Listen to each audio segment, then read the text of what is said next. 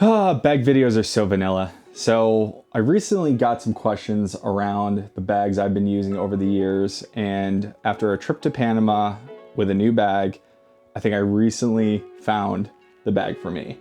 And as you can see, I've got a lot of bags around me that I've used over the years.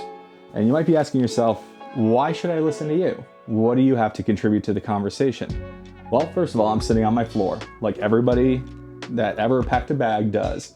You chuck all your stuff on the floor, not at a desk, and you put it in your bag. Second of all, I've been traveling since 2013 extensively for work and personal. And for all my work trips, I have taken gear with me on those trips to carry out my creative endeavors. Whether it's been photography, videography, drones, you name it, I've had to bring the gear on my work trips with me. And so over the years, I've tested a lot of different bags, and I'm going to talk about a few of the things that led me to my current bag and why I wasn't happy with what I had been using for all this time. Originally, when I first got started with work travel outside of the standard, business bag, backpack, whatever have you, I ended up with this Peak Design 30-liter everyday bag. For all intents and purposes, this bag is actually pretty good. There's a couple things I don't like about it, namely, when you look at the straps and the thickness of the straps, if you're hauling a lot of gear, 30 liters worth, these do cut into you after time. So being a thicker boy myself, this becomes very uncomfortable over time. One of the other things that I didn't like about this bag was also, if you look at some of the side compartments, it doesn't really separate much from falling down the side. So things can fall down from the top and then also get down to other layers of the bag itself. So at times I would find that gear I would have in the top would make its way down to the bottom. The other thing that I didn't really like that speaks for itself is the bag just doesn't stay upright. No matter how you put it down, you're constantly having to lean it against something. So if you notice at the beginning of the video, I had this leaning against my other bag. It just constantly falls over. So Peak Design, why couldn't you make a bag that would stay straight up? So after the Peak Design, that kind of led me down a couple different routes. Over that time, I've had a couple gear haulers, my favorite being the Peter McKinnon Nomatic collaboration, which is a 35-liter bag, obviously very big. And this is great for carrying tons of gear.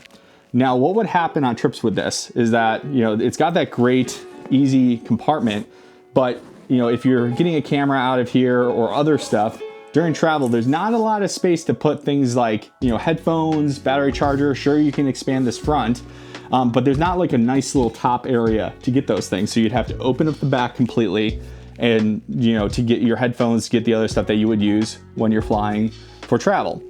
The other thing that would also really freak me out when I was traveling with this bag is really around the overhead compartment and the anxiety of having to potentially check this.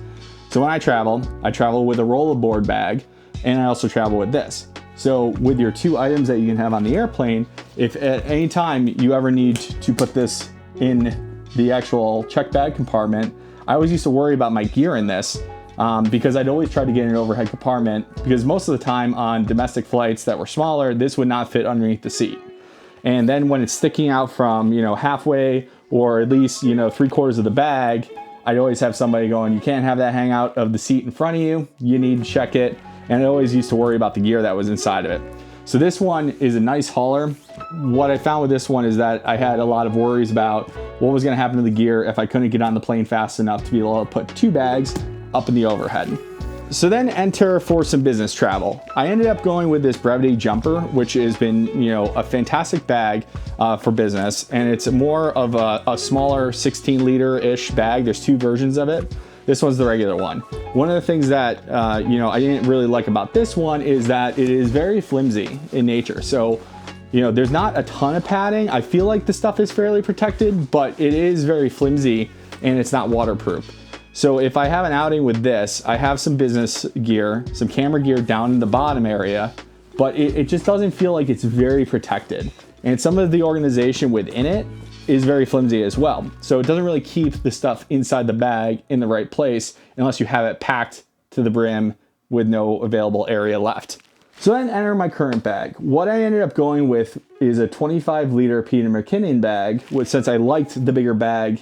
And I've kind of been floating between, the 16-liter, the 30 liters everyday bag, and the 35-liter gear hauler. And when I ended up getting this bag, what I liked about it was the flexibility of all the configuration. You know, having this top panel to be able to open up, get a couple things out of it, but also change the configuration on the fly. If I'm traveling for just personal stuff, I can, you know, carry a lot more gear and customize this in a way that I can for that.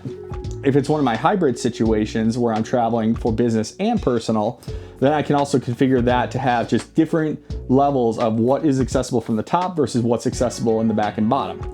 So I'll go through this real quick of how I've had this configured, and really what I end up buying on this one is the ladder plus the 2 smaller cubes, and that gives me a lot of flexibility for the gear. And I'll show you what I've got in here. Recently took this on a trip to Panama, had no problems whatsoever, was able to go underneath the seat of a small domestic plane in Panama, was also able to go on the small planes domestically here in the United States, and also you know, really fit easily in the overheads that I had a little bit of worry of whether this would be a little thick. Overall, passed with flying colors though.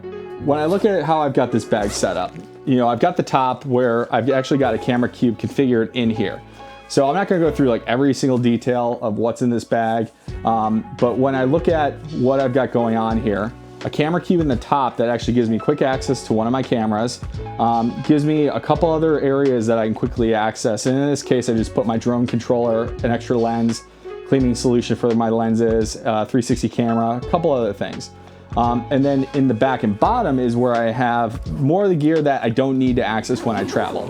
So if we open this up and look in the bottom of the bag, I've got, you know, a lot of different space for things down here. Now I can actually change this out if I wanted to bring that cube to the back. So I still have access to it right here. But if I really wanted to expand this space just for more business travel, take the cube out and just pack this top 2/3 for stuff that I need for my day job. And then I can also just keep this one camera cube down here where I've got my medium format camera and my drone, an extra back for my Hasselblad. All that stuff is readily accessible back here when I get to my destination. So typically for business travel, I'll probably put my camera gear down this lower half, and then also have, you know, maybe that cube with headphones and some other stuff on top. So I think like this configuration works really well for that hybrid type of approach of I'm going somewhere for work, but I want to bring my camera and maybe, you know, an additional film camera. This kind of gives me that flexibility to keep some stuff in top that I'll need for work so I can get work done on the plane, but also take some of my creator stuff with me. What's really nice about this is if I take that cube out too, I can actually collapse this ladder. So this actually makes space for another cube, and I can have 2/3 of this on the back side ready for camera gear, 1/3 on top for quick access type stuff. I think overall this bag has blended between what I like so much with the Peter McKinnon 35 liter. You know, when I look at what I liked about that bag, it has really nice straps, feels comfortable overall. That bag can get heavy, you know, 35 liters crammed with gear, gets pretty big and heavy over time. But I don't have to worry about, can I fit this under a seat? Can I fit this in an overhead compartment? Those are like the main things that worried me, especially about that bag traveling. So this one, you know, when I took it to Panama, got some salt water on it from our boat trip that we were going from the mainland over to where we were staying for our vacation, brushed right off. So the material on the outside has been very nice from a weatherproof perspective. And it's given me a lot of flexibility in how I configure this bag. So rolling around with this, what I brought on my trip was not only a Leica M11, so one digital camera, a 360 cam, and a drone. Not only did it fit that, but I also crammed in another 35mm point and shoot, my medium format camera, and I was covered. So plenty of gear, plenty of space and configuration. All right, so a couple things I wanted to talk about with this bag and the flexibility and what sort of gear you can put in there. So when you look at how you can configure this, and like I said before, I've got the cube that's shoved in the top. What comes by default is that you can have this top area open up the back of the bag, and be able to change how you've got this all configured. So with the ladder system that's kind of unique, and I know this has been covered multiple times by other videos, you can take this and push it down into a 2/3 section of camera cubes in the back. So with the flexibility of this, you can either put all your gear that you want in the back of the bag, or you can move it like I did, where I have one of these cubes in the top third of the bag for quick access to these. I know other creators have set up their bags very similar to this, This I found actually works really well. If you put gear in the back that you're not accessing during travel, you can just like keep this closed the entire time and then just use the top axis for quick access to a camera, your headphones, other stuff you might need in transit. So if I was carrying more stuff and I just wanted to not expose my camera gear, during business meetings, other stuff like that, I can just have this top third available for just the stuff that I need access to on my day-to-day basis. But since I like quick access to my camera still, which was great with the side entry option of the bigger 35-liter bag, I can just put this in the top and then change the ladder system to be 2/3 in the top section access and then 1/3 in the bottom. So that flexibility allows me to actually fit and configure this in many different ways. So I can reconfigure this when I get to where I'm going, or I can have it set up for just, certain ways the entirety of the trip.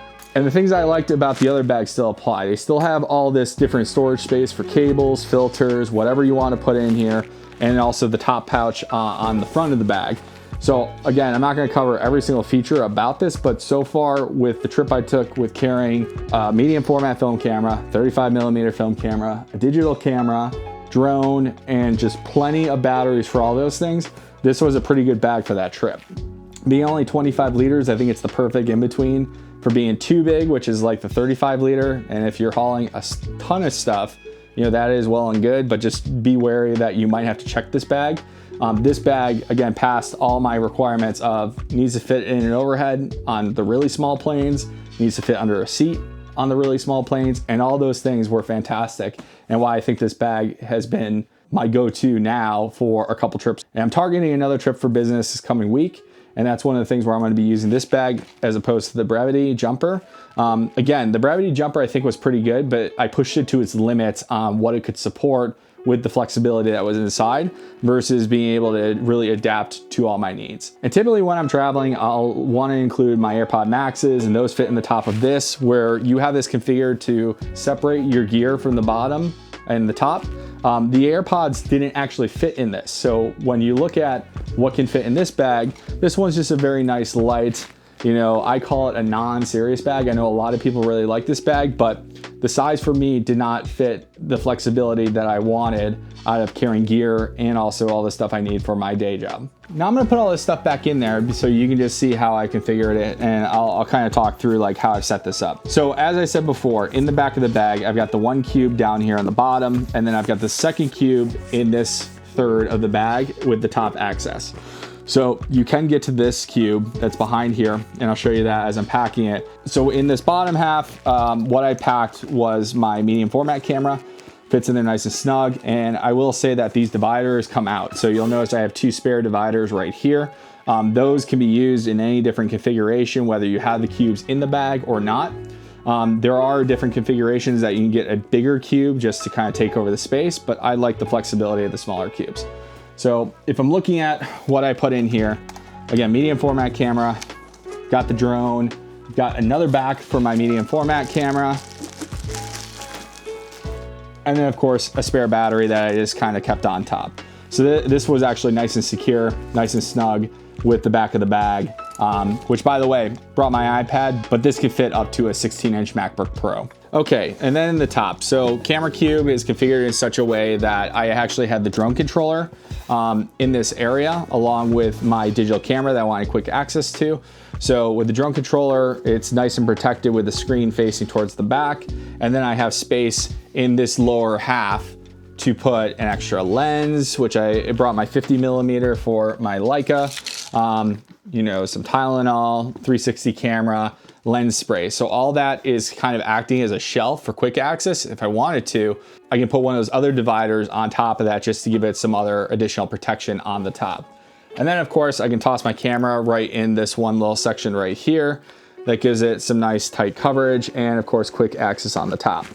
And then I've still got all this space. So one of the things that's also in the top here on the side is these 2 little side bungee pockets that I actually put a 35mm point and shoot camera, and then just some other stuff over here, cleaning cloths, stuff like that. And then of course in the top, cables, passport, all the stuff I needed to also carry on my travels. So as you can see, it kind of opens up the bag to make this very nice shelf that I can put AirPod Maxes, any other headphones, close this up. I had a bunch of snacks and other stuff in the top of this, but it is, again, one of the most flexible bags that I feel like the gear is protected. I feel like I don't have to worry about the gear not making it on the plane safely, in and overhead, underneath the seat. There's no question about the size.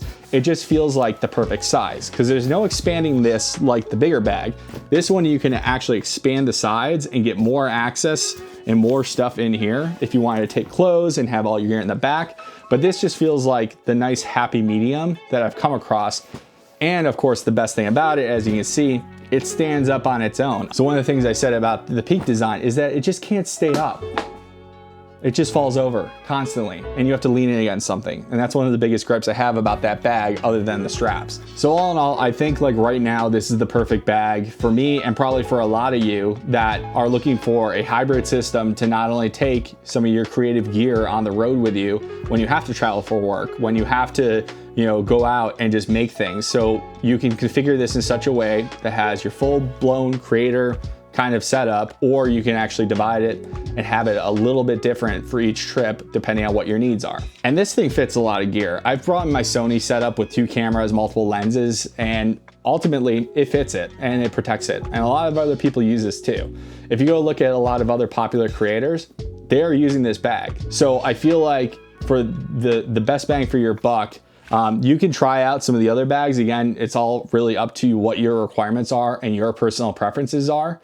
But for the flexibility and the amount of stuff I can fit in here, and again, for the peace of mind when you are traveling, for the overhead compartment, under the seat, don't have to worry about checking anything. This bag has come out as my top pick for 2024.